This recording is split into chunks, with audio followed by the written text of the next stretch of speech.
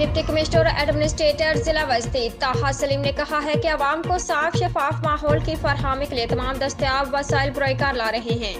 ये बात उन्होंने नाजिमाबाद यूनियन कमेटी नंबर 6 फिरदौस कॉलोनी में हफ्ता सफाई और शजरकारी मुहिम का इफ्तिताह करते हुए किया।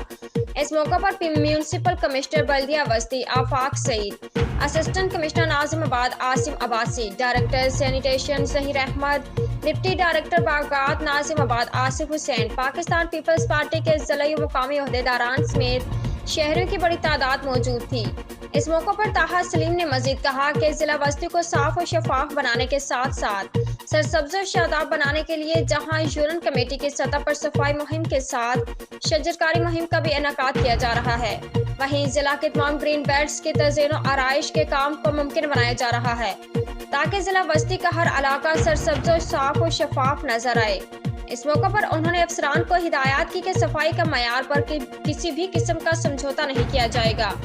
उन्होंने कहा कि जिला वस्ती के हर इलाके को कचरे से पाक किया जा रहा है, जबकि शजरकारी को फरोग देने के लिए शजरकारी मुहिम भी जारी रहेगी। इस मौके पर म्यूनिसिपल कमिश्नर आफाक सईद ने महकमा सैनिटेशन के अफसरान को हिदायत की कि कचरा उठाने के बाद चूने का छिड़काव भी किया जाए। बादशाह उन्होंने यूनियन कमेटी नंबर 6 के ऑफिस में पौधा लगाकर शजरकारी मुहिम का भी आगाज कर दिया। उम्दा में पकाएं और जी भर के खाएं।